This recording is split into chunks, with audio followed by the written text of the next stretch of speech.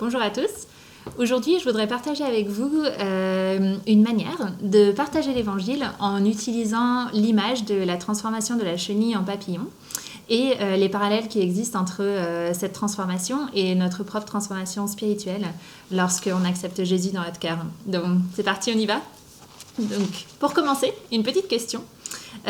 Vous, quand vous voyez un papillon, quels sont les mots qui vous viennent en tête ?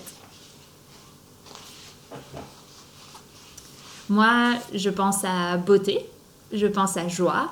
C'est quelque chose qui attire. Le papillon, en général, il reflète la vie. Il reflète aussi la renaissance, le printemps, la liberté. Tout ça, en fait, quand on y pense, c'est aussi des caractéristiques de Dieu. Des choses qui le représentent, qui le décrivent. L'amour, la joie, la liberté, la vie. Et en fait, quand nous, on a été créés, lorsque Adam et Ève ont été créés dans le Jardin d'Éden, ils ont été créés avec l'image de Dieu, à l'image de Dieu. Ils devaient en fait représenter ces caractéristiques, cet amour, cette joie, cette paix, cette liberté. En fait, lorsque Dieu leur dit « multipliez-vous et remplissez la terre », il leur donne le mandat, il leur donne la mission de remplir la terre avec ces caractéristiques, avec cet amour, cette joie, cette paix, cette liberté. L'Esprit de Dieu, à ce moment-là, était en eux. Ils étaient à l'image de Dieu, leur corps n'était pas à l'image de Dieu, mais ils avaient l'Esprit de Dieu en eux. Et c'est ce qui leur permettait de communiquer librement avec Dieu, d'avoir cette communication, cette connexion. Ils ne connaissaient pas les larmes, ils connaissaient que la liberté et l'amour de Dieu. Le problème, c'est que Dieu avait un ennemi. Et cet ennemi, il ne voulait surtout pas que les caractéristiques de Dieu et que sa gloire se répandent à travers la terre. Et comme il savait qu'il ne pouvait pas s'attaquer à Dieu lui-même, en fait, cet ennemi s'est attaqué à l'image de Dieu. Il s'est attaqué à ses enfants. Et lorsqu'il a commencé à venir vers Ève et Adam et leur dire « Regarde ce fruit finalement, est-ce qu'il n'a pas l'air très mauvais? Et si Dieu vous aimait vraiment, il ne vous empêcherait pas de manger quelque chose qui a l'air aussi bon. Et en fait, Dieu, il ment, il ne veut pas le meilleur pour vous. Et il ne veut surtout pas que vous soyez sage, il ne veut pas que vous deveniez comme lui. En fait, il ne veut pas que vous n'êtes pas vraiment à son image. Vous êtes juste des petites marionnettes. Et ce que Satan a fait à ce moment-là, c'est qu'il a semé le doute dans le cœur d'Adam et Ève. Et qui finalement ont fini par écouter ces mensonges plutôt que la vérité et toutes les caractéristiques de Dieu qu'ils connaissaient. Et au moment où Adam et Ève ont accepté de manger ce fruit, en fait, ce qui s'est passé, c'est que l'Esprit de Dieu les a quittés à ce moment-là.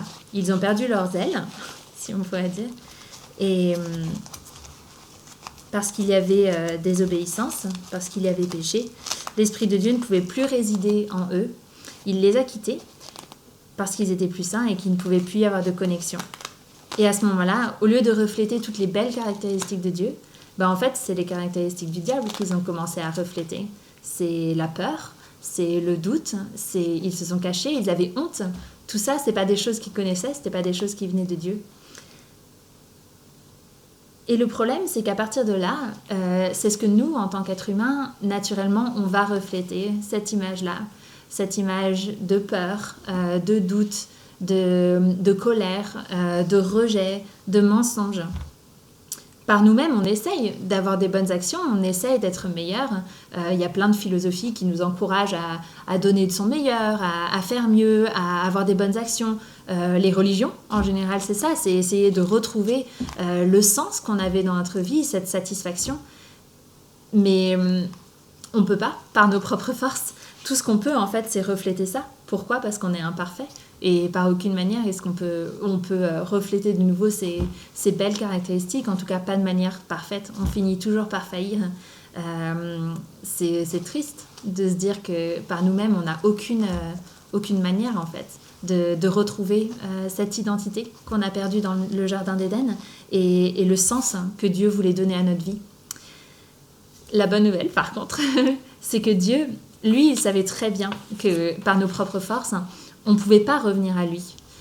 On ne pouvait pas le faire par nous-mêmes. Et parce que Dieu a tant aimé le monde que lui, il a accepté de venir vers nous.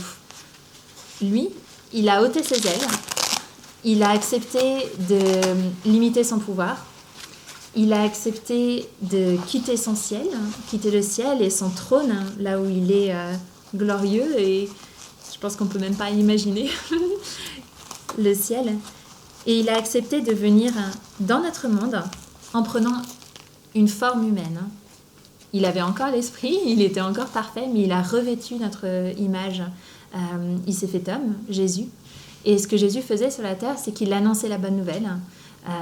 Il proclamait la guérison pour les esprits abattus, il proclamait la liberté pour les captifs, il voulait guérir les cœurs brisés et il parcourait la terre pendant 33 ans pour annoncer toutes ces bonnes nouvelles.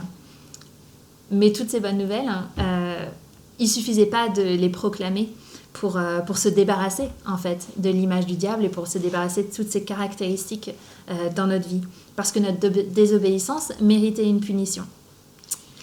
Il fallait donc détruire en fait cette image et les conséquences sur les enfants de Dieu. Et c'est pour ça que Dieu a permis que Jésus meure sur la croix. Colossiens 2 nous dit que nos péchés ont été cloués à la croix avec Jésus et qu'il a triomphé sur la puissance des ténèbres. Et c'est pour ça que quand Jésus est sorti du tombeau, 3 jours plus tard, en fait, il avait triomphé. Il avait livré en spectacle la mort et il était ressuscité.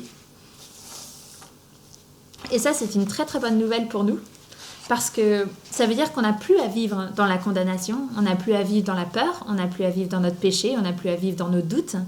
En fait, Dieu nous dit que quiconque croit en lui va avoir cette vie éternelle, va avoir ce corps ressuscité et va pouvoir recevoir l'Esprit de Dieu.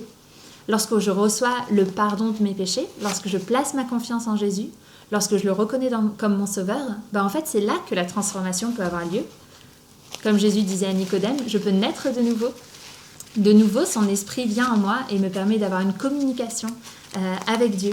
Je peux avoir une renaissance spirituelle à ce moment-là, lorsque l'Esprit de Dieu vient en moi, lorsque j'ai été justifiée et purifiée par Jésus. Et c'est à ce moment-là que je peux de nouveau refléter son image, parce que le fruit de l'Esprit, c'est ça en fait, ce qui va produire en moi, c'est l'amour, c'est la joie, c'est la paix, c'est la vie, c'est la liberté. Toutes ces caractéristiques que Dieu voulait pour nos vies à l'origine lorsqu'il nous a créés.